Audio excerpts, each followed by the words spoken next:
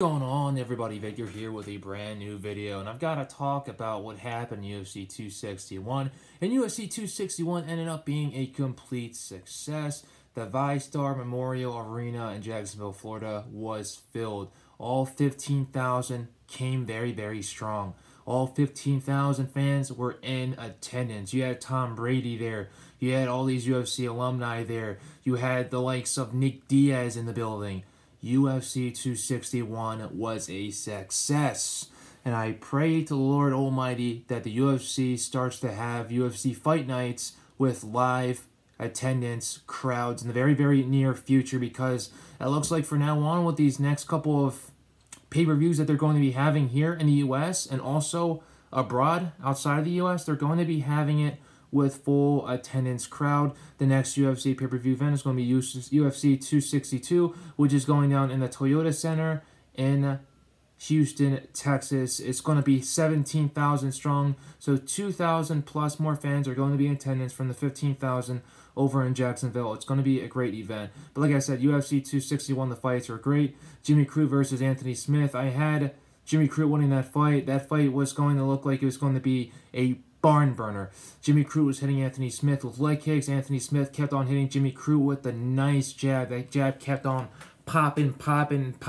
Anthony Smith was able to utilize his length and his reach to keep on popping out that jab. And it wasn't a short jab where it's a pop, fully extended jab across right on the face of Jimmy Crute multiple times.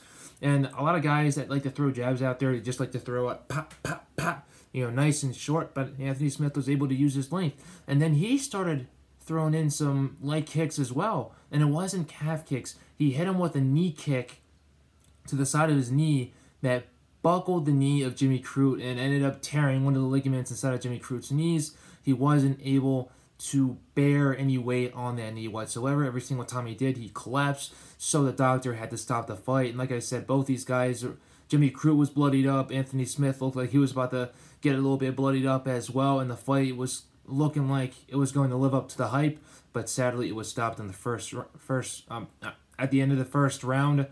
Obviously, Jimmy Crute wanted to keep on going, but the doctor said no, so no second round. The fight ended right there. Then you had the second fight, Uriah Hall versus Chris Weidman. Obviously, both of these guys' career with the UFC is obviously on the line. Both of them pretty much old in their careers, and basically up and down. Uriah Hall obviously on the up. Chris Weidman on the up just a little tiny bit. He did win his last fight before this one right here, but first leg kick thrown by Chris Weidman, he completely breaks his leg in two halves. And obviously prayers up to Chris Weidman, the whole entire Weidman family, the Sarah team over in New York as well. It's very, very hard to see. Same thing, prayers with to his brother-in-law as well, who is Wonderboy Thompson. That's a very close and tight-knit family. That's his brother-in-law. So obviously I feel bad for Chris. This is another win under Uriah Hall's belt. Obviously not the win that he wanted, but he's going to have to get it and take it either way and move on to the next one. Hopefully Uriah Hall comes back fast and he comes back better than ever, even though he's barely in that octagon for about 50 seconds or so. Obviously, next fight, we started getting into the title fights right off the bat. You had Valentina versus Jessica Andrade, and it was just a one-way beating the whole entire time. We all thought that Jessica was going to have the upper advantage on the feet, but holy smokes, it's just the striking of Valentina is so elite, and every single time she was able to get her down to the ground as well, and it was just insane. Every single time that Valentina was able to get Jessica down to the ground, Jessica kept on getting up pretty fast, and then she just kept on getting dumped again to the ground and again and again. It didn't matter how many times that Jessica got back up. She ended up getting picked back down, and it wasn't until Valentina got that crucifix position that Jessica Andrade was able to go absolutely nowhere, and the fight was stopped in the second round. Jessica was all bloodied up, and Valentina looked like she had barely broken a sweat in that fight at all, barely taken any damage whatsoever. On to the next one for Valentina, as usual, as advertised. Congrats to the champ, Jessica Andrade. She's going to be back, maybe in the future when Valentina retires. I have no idea. But it looks like the next person in line for a title shot is going to be Lauren Murphy, even though I barely give her a shot at all in that fight. But it looks like Lauren Murphy is going to be up next. Valentina most likely will probably be coming back the next couple of months. I give her 2 to 3 months before she comes back to the octagon. 4 months at the max. Next thing you know, we got the next title fight, which was Rose Namajunas versus Willy Jing. It's basically the same thing that happened with... Well, it doesn't really matter, because Rose, she looks like she's innocent. She looks like she would barely hurt anyone at all, but she's an absolute killer when she gets inside of that octagon. The first head kick thrown in that match completely knocks out Willy Jing. Willy Jing hits the floor. She pops her head up pretty fast until Rose just jumps on her and starts hitting her with hammer fists. Our favorite judge, Dominic Cruz's favorite judge, no nonsense, Keith Peterson, stops the fight right off the bat. Willy Jing looks like she was about to start boxing Keith Peterson. She looked like she was about to hit him with the smooth right and then the left. She looked like she was going to hit him with the 1, 2, 3, 4 combination because of how pissed off she was at Keith Peterson. So now Keith Peterson has 2 enemies in the UFC. Not only Dominic Cruz, but also Willy Jing. 2 former champions. Pretty interesting right there. Going down to the main event, it was very, very interesting. Jorge Mouseville versus Camaro Uzman. This was the main attraction. This is why everybody came to see this fight, because of the bad blood between these 2 individuals.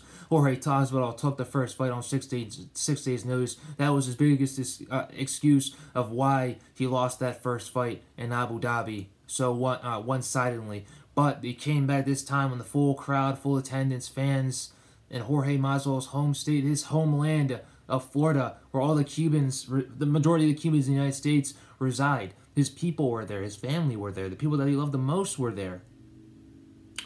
And he looked good in the first round.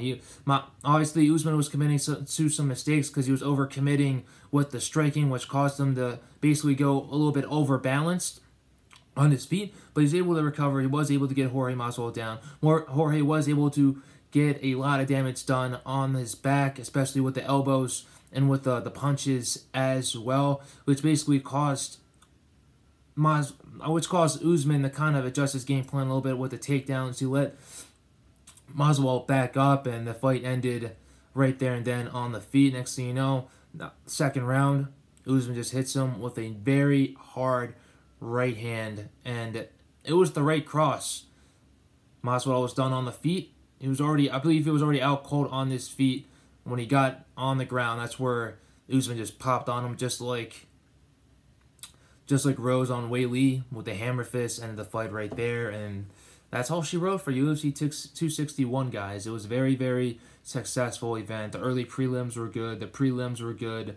The main event, the main card, this is the first time in a very long time that I've seen all the fights, 5 fights on the main card, all end within the first 2 rounds via stoppage. The first time, and you guys all know that when there's 5 fights on a main card and 3 of those fights happen to be title fights, these UFC pay-per-views on the East Coast usually end at 2 a.m. But this time it ended before 12:30, which is absolutely insane, especially with the amount of fights that was on that card. Absolutely madness, insane, but I absolutely loved it at the same time. Hope you guys liked UFC 261. If you guys have a feeling when fans are going to be back with these UFC fight nights, let me know in the comment section. Where do you guys want to see the UFC next? Do you guys want them to go back outside, go back to outside the US, go back to New Zealand, go back to Canada, go back to Australia, go back to the UK? Now that the UK are starting to let fans back into these venues. I just saw the Camaro Cup between Tottenham Hotspur versus Manchester City yesterday, and they had about 8,000 people there. I believe in 3 weeks we're going to have the FA Cup final between Manchester City and Chelsea. And actually, no, Chelsea and Southampton, I believe. And they're going to have about double that. So, obviously, fans are being let back in to these games, to these venues in the UK. So, I'm very, very excited for that. I'd like the UFC to go back to UK, go back to New Zealand, Australia, go back to these countries that are letting fans back in. And Dana White's a risk taker, so he's most likely going to let that happen. But like I said, where do you guys think that the next UFC pay-per-view is going to be after Vegas? Because obviously we got, well, actually, after UFC 262, then we got 263, 264, and the rest right there. But obviously, We all know that we're going to Houston. Then there's going to be Vegas during the International Fight Week. So just let me know what other cities you guys have in mind for the UFC to go to in the very, very near future before the year ends. Like I said, we're going to be back to normal before the end of the summer. So we're going to be back in full force, and I can't wait. Also, let me know in the comment section, what was your favorite fight of the night, guys? Because these fights were absolutely fire. But other than that, I appreciate you guys for watching this video. Stay blessed. Stay safe during this pandemic. We're almost out of the mud. Later, guys.